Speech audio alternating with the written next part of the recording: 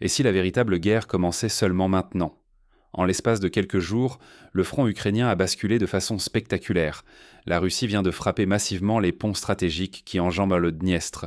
Cette nouvelle phase de la guerre, centrée sur l'infrastructure, rappelle des épisodes majeurs de l'histoire militaire où la logistique s'est révélée décisive. Par exemple, lors de la Seconde Guerre mondiale, la destruction des ponts sur l'Elbe et le Rhin par les Alliés avait mis en difficulté l'armée allemande, coupant ses lignes de ravitaillement et précipitant sa défaite. Pendant des mois, Moscou semblait hésiter, se limitant à des attaques sur le réseau électrique ou les dépôts de carburant. Mais soudain, c'est une offensive méthodique qui cible les infrastructures vitales. C'est comme si, après de longs mois de jeux d'échecs prudents, une pièce majeure était sacrifiée pour déclencher une série de coups décisifs. Pourquoi ce basculement?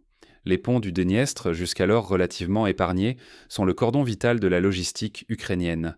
Par eux transitent le carburant, les armes occidentales, le ravitaillement et les troupes. Ils relient l'Ukraine à la Moldavie et à la Roumanie, deux partenaires clés pour l'approvisionnement en essence, munitions et matériel militaire. Pour illustrer, imaginez une métropole coupée de ses autoroutes et voies aux ferrées principales. En quelques jours, la vie quotidienne et les flux d'approvisionnement seraient paralysés. Si ces passages venaient à tomber, c'est tout le sud-ouest du pays qui serait coupé du monde. L'armée russe avait toujours la capacité de les frapper, mais elle a attendu. Pourquoi? Est-ce une riposte à l'offensive ukrainienne en mer Noire, ou la volonté de forcer Kiev à céder sans lancer une invasion terrestre massive? Les raisons de ce timing précis tiennent à la fois à l'évolution du rapport de force et à la volonté d'infliger un choc psychologique maximal. Les enjeux sont immenses. Si la Russie détruit ses ponts, la logistique ukrainienne pourrait s'effondrer en quelques semaines. Plus de carburant, plus de munitions, des troupes isolées, l'Ukraine risquerait l'asphyxie, non pas sous le feu direct, mais par la coupure de ses artères essentielles. Cette stratégie, baptisée strangulation logistique, a déjà prouvé son efficacité dans d'autres conflits, comme lors du siège de Sarajevo dans les années 90, où la coupe des axes routiers avait réduit la ville à une survie minimale. Avant de conclure, il faut comprendre ce qui a motivé cette escalade et pourquoi la guerre d'infrastructure devient centrale. Pour cela, il est utile de se pencher sur des précédents historiques. Par exemple, lors de la guerre de Corée, la destruction systématique des ponts avait contraint les forces adverses à des détours coûteux en temps et en ressources. Comment en est-on arrivé là? Il faut remonter aux signaux qui annonçaient ce changement radical de stratégie russe. Dès le printemps, des analystes avaient noté l'accroissement de la production de missiles guidés et de drones en Russie, suggérant une préparation à une campagne d'attaque de grande ampleur. Pourquoi le Dniestre? Pourquoi maintenant?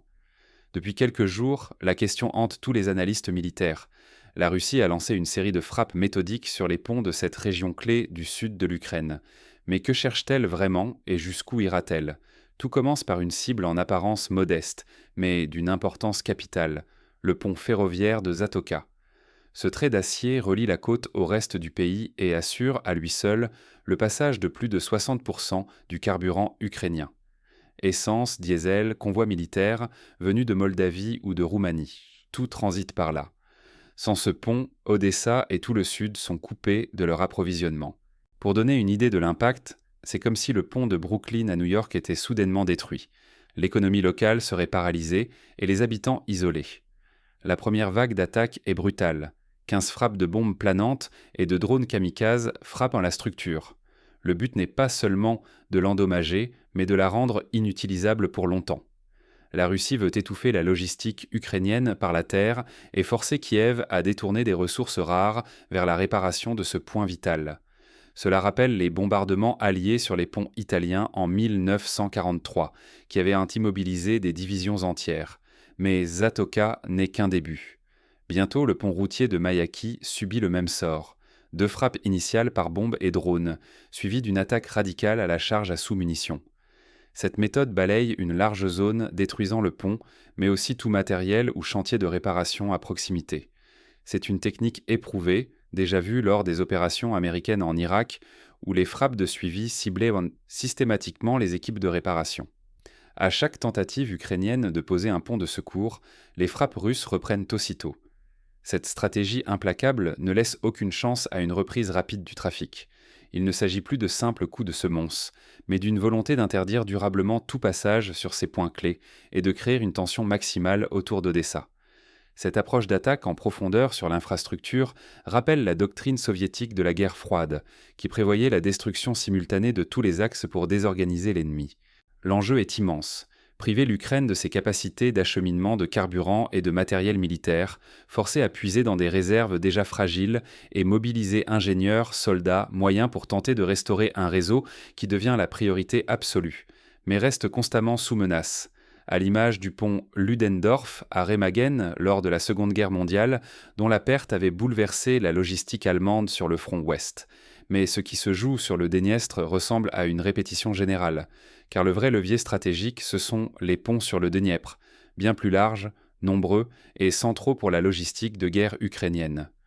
Pourquoi la Russie choisit-elle ce moment précis pour frapper ses infrastructures vitales? Le pire pourrait être encore devant nous. Les regards se tournent désormais vers les ponts du Dniepr, où une attaque similaire pourrait bouleverser tout l'équilibre militaire. L'Ukraine doit anticiper la prochaine étape d'une guerre devenue une course contre la montre. Pour se préparer, elle pourrait s'inspirer des stratégies israéliennes employées durant la guerre du Kippour, où des ponts flottants furent autant déployés en urgence pour remplacer les structures détruites. Et si l'objectif réel de Moscou n'était pas seulement Odessa, mais l'ensemble de la machine logistique ukrainienne? Depuis que l'Ukraine a frappé des pétroliers russes en mer Noire, la Russie a franchi une ligne rouge. Elle mène désormais une guerre totale contre les infrastructures vitales de son adversaire. Cette riposte asymétrique rappelle celle de l'Angleterre face aux attaques de V1 et V2 durant la Seconde Guerre mondiale, où Londres ciblait systématiquement les sites de lancement allemands. Pour la première fois, Moscou déploie une riposte asymétrique d'une telle ampleur. Ports, centrales électriques, voies ferrées et routières deviennent des cibles de choix. À Odessa et dans ses environs, la population endure désormais des coupures d'électricité pouvant atteindre 15 heures par jour. Les quais sont paralysés, les échanges commerciaux étouffent. C'est une situation qui rappelle les pannes massives à Alep durant la guerre en Syrie, où la population devait s'organiser pour survivre sans eau courante ni électricité. Les frappes ne sont pas seulement spectaculaires, elles sont calculées, chirurgicales. Les ponts stratégiques, notamment ceux du Dniestre, essentiels pour faire transiter carburant, armes et marchandises depuis la Moldavie et la Roumanie, sont systématiquement visés. L'objectif n'est pas l'occupation immédiate, mais la rupture totale des flux logistiques afin d'asphyxier l'économie et de briser la résistance militaire ukrainienne. Cette logique d'attrition rappelle la campagne de bombardement de la Luftwaffe sur la logistique britannique durant la bataille d'Angleterre. À chaque attaque ukrainienne contre un navire russe, Moscou répond par une vague de destruction sur le territoire ukrainien. La Russie ne cherche plus à limiter les dégâts. Elle impose une dynamique d'escalade où chaque provocation entraîne des représailles disproportionnées et ciblées en profondeur. C'est la logique de la riposte graduée, poussée à son extrême. Détruire les ponts n'a pas seulement pour but d'arrêter le trafic. Les frappes sont pensées pour rendre toute réparation impossible à court terme. Bombes planantes, drones suicides, missiles à sous-munitions, tout est orchestré pour désorganiser durablement la circulation et rendre la restauration des axes quasi irréalisables. Cette méthode a été observée lors de la guerre du Golfe, où les frappes de précision sur les ponts du Tigre et de l'Euphrate ont paralysé les mouvements irakiens. L'enjeu est immense. Si Moscou réussit à couper durablement ses artères vitales, Kiev sera contraint de choisir, défendre la ligne de front ou préserver son économie et sa population civile. À chaque blackout prolongé, à chaque pont effondré, l'Ukraine se rapproche dangereusement d'un point de rupture. C'est le dilemme du général, déjà vécu par Napoléon lors de la campagne de Russie, où la destruction des routes par les Russes avait condamné la Grande Armée à la famine et au froid. Mais la Russie ne compte pas s'arrêter là. Les ponts sur le Dniepr sont désormais dans sa ligne de mire. Une nouvelle phase de la guerre se prépare, où chaque axe détruit pourrait sceller le sort de la campagne ukrainienne. Le Dniepr, fleuve mythique, pourrait devenir le théâtre d'une bataille logistique sans précédent. Et si bientôt le Dniepr ne séparait plus rien? Depuis le début de la guerre, une question obsède analystes et combattants. Pourquoi les grands ponts du Dniepr, ces artères vitales, tenaient-ils encore debout alors que tout s'écroulait autour d'eux? Certains évoquaient un manque de missiles adaptés, d'autres redoutaient que Moscou n'ose franchir cette ligne rouge logistique. Beaucoup pensaient en ce que la Russie n'avait ni les moyens techniques, ni la volonté de détruire ces géants de béton. Mais la situation a évolué. Mais les dernières semaines ont fait voler en éclats ces certitudes. Les frappes méthodiques sur le pont de l'île de Karantine à Kherson, puis sur celui de Kremenchuk, l'ont prouvé. Moscou possède bel et bien cette capacité. Les ingénieurs militaires russes n'ont rien oublié. Ils ont juste gardé ce levier en réserve, patientant pour le moment décisif. C'est une stratégie comparable à celle de l'armée rouge lors du siège de Berlin, où la destruction des ponts fut réservée à la dernière étape pour piéger toute retraite ennemie. La logique militaire est brutale. Il fallait conserver la possibilité de couper le Dniepr en deux, pile au moment où tout peut basculer. Pourquoi abattre tous les ponts trop tôt, au risque de se priver d'une ultime carte si la situation s'envenime ? Aujourd'hui, le message de Moscou est limpide. La Russie est prête à franchir ce seuil. Le premier test grandeur nature pourrait se jouer dans la région de Zaporijjia. La destruction totale des ponts n'est plus une simple hypothèse, c'est une menace tangible. Si le Dniepr devient infranchissable, les conséquences le seraient en vertigineuses. Des unités entières, coupées de leur base, pourraient être encerclées ou contraintes à la fuite. Des villes clés comme Kherson, Dnipro ou Zaporijjia risqueraient de sentir l'isolement, privées de renforts et d'approvisionnement. Pour les civils, c'est la promesse d'un chaos logistique. Plus de carburant, plus de vivres, des évacuations impossibles. On se rappellera le siège de Leningrad, où l'encerclement et la coupure des voies d'approvisionnement avaient provoqué la pire famine du conflit. Un tel choc bouleverserait l'équilibre du front et le quotidien de millions de personnes. La Russie semble décidée à actionner ce levier de pression extrême, transformant les ponts du Dniepr en seuil fatidique. Pour prévenir ce scénario, il serait stratégique pour l'Ukraine d'organiser dès maintenant des stocks de réserve, de renforcer la décentralisation des dépôts et de former des unités spécialisées dans la réparation rapide d'infrastructures, à l'image des brigades du génie britannique lors du débarquement en Normandie. Mais à quoi ressemblerait cet effondrement logistique concrètement ? Et surtout, quelles leçons le monde et les belligérants devront-ils tirer pour affronter la suite de cette guerre d'usure ?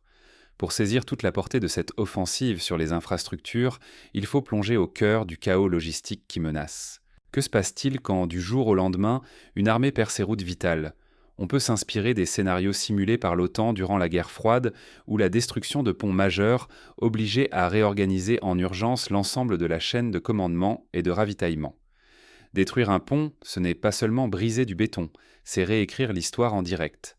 À chaque structure effondrée, la chaîne logistique ukrainienne se tend, se fragilise, se complique. Un seul pont en ruine, et les convois doivent rallonger leur route de plusieurs centaines de kilomètres, traversant des voies secondaires défoncées, parfois impraticables. Pour donner un exemple concret, la destruction du pont Morandi à Gênes en 2018 avait paralysé tout le trafic régional pendant des mois. Réparer n'a rien d'immédiat. Il faut des semaines, parfois des mois, pour rebâtir, mobiliser des équipes entières, réunir des matériaux précieux déjà rares sur le front. Chaque heure passée à reconstruire, c'est une heure de retard pour les munitions, pour le carburant, pour la nourriture. Rapidement, l'armée ukrainienne s'épuise. Les trajets s'allongent, la consommation augmente, chaque livraison devient un pari contre la montre. Dans la pratique, ce sont des files de camions bloqués, des pénuries imprévues et un stress permanent sur les unités de première ligne. Les stocks s'amenuisent. Carburant, obus, rations, tout vient à manquer, tout devient plus cher. Le moral s'effrite, la lassitude s'insinue, la peur d'une rupture logistique gagne les tranchées. Lentement, les effets cumulatifs de la guerre d'infrastructure s'imposent. L'économie ralentit, l'arrière s'essouffle, l'armée risque la panne sèche. C'est un phénomène déjà observé lors de la guerre d'Indochine, où la logistique française, coupée par les attaques du Viet Minh, avait précipité la chute de Dien Bien Phu. Face à cette pression, la Russie dispose d'atouts redoutables. Ses réserves de munitions de précision, sa supériorité industrielle et sa capacité à remplacer rapidement les systèmes détruits lui offrent une résilience qu'Ukraine peine à égaler. Moscou peut poursuivre l'attrition, alors que Kiev doit se battre pour chaque réparation. Pour l'Ukraine, l'unique solution serait d'accélérer la production locale de pièces détachées et de renforcer les corridors d'approvisionnement alternatifs. Au fond, le sort du conflit pourrait bien se jouer sur la capacité à endurer ce type d'usure. Les analystes le savent, comprendre ce nouveau visage de la guerre, c'est saisir le vrai levier stratégique du XXIe siècle. La puissance ne se mesure plus seulement en chars ou en missiles, mais en aptitude à frapper et à réparer, à étouffer ou à survivre à cette guerre d'infrastructures. C'est la leçon tirée du pont aérien de Berlin, où la capacité de ravitaillement avait permis à la ville de résister au blocus soviétique. Ignorer ce basculement, c'est risquer de mal anticiper la suite, la durée et l'onde de choc au-delà de l'Ukraine. Les enjeux logistiques, économiques et psychologiques sont immenses. Chaque pont détruit rapproche ou éloigne la victoire.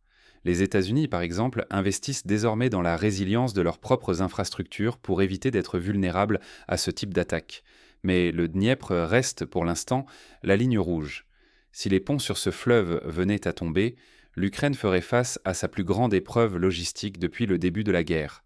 Pour s'y préparer, elle doit multiplier les exercices de traversée rapide, renforcer les défenses anti-aériennes autour des points stratégiques et négocier avec ses alliés pour obtenir des moyens de reconstruction d'urgence.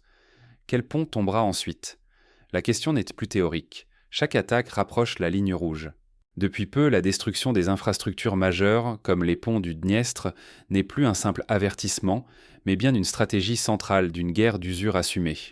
Pour Moscou, il ne s'agit plus de démontrer sa puissance, mais d'employer le levier logistique à l'instant où la chaîne ukrainienne vacille le plus. Si les ponts du Dniepr ont été épargnés pendant plusieurs mois, ce n'était pas par incapacité, mais par calcul. Conserver l'arme du chaos pour le moment où elle infligerait un choc maximal, matériel et psychologique, à l'Ukraine et à ses soutiens. Après les frappes répétées sur le Dniestre, l'étau se resserre. Le Dniepr deviendra-t-il le prochain champ de bataille invisible? Où frapper? Zaporizhzhia, Kryvyi Rih, Dnipro? Chaque pont incarne un maillon stratégique. Chaque destruction pourrait déclencher un effet domino sur les routes du ravitaillement, la fuite des civils ou la capacité de résistance à moyen terme. Le suspense ne porte plus sur la possibilité d'un nouveau choc, mais sur son emplacement et son timing. Pour l'Ukraine, il devient urgent de cartographier les itinéraires alternatifs, de constituer des stocks de secours dans les zones menacées et de renforcer la formation de ses ingénieurs civils et militaires. Pour ceux qui suivent la guerre, ce tournant ne se résume pas à des cartes ou à des bilans. Anticiper la prochaine frappe, c'est comprendre comment un conflit peut, en une nuit, franchir une étape nouvelle, celle où la destruction programmée du tissu économique et civil devient la norme et non l'exception. À qui profite cette escalade? À la Russie, qui parie sur l'épuisement de son adversaire et sur la lassitude de l'Europe, mais aussi à ceux dans l'ombre qui spéculent sur l'effondrement d'une logistique entière avec toutes les conséquences humanitaires et géopolitiques que cela entraîne.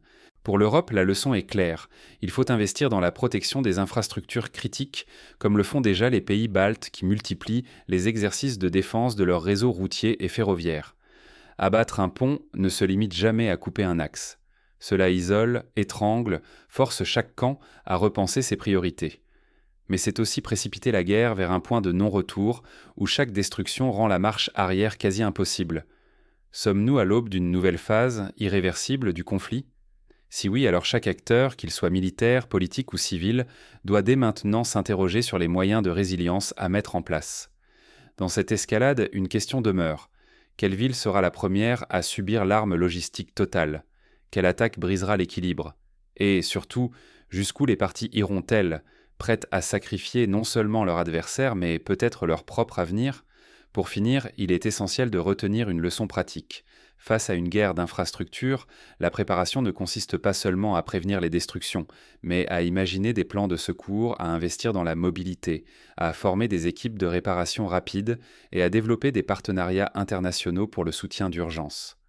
Comme le montrent tant d'exemples historiques, la victoire ne revient pas toujours au plus fort, mais à celui qui sait le mieux s'adapter aux ruptures et rebondir malgré les coups portés à sa logistique.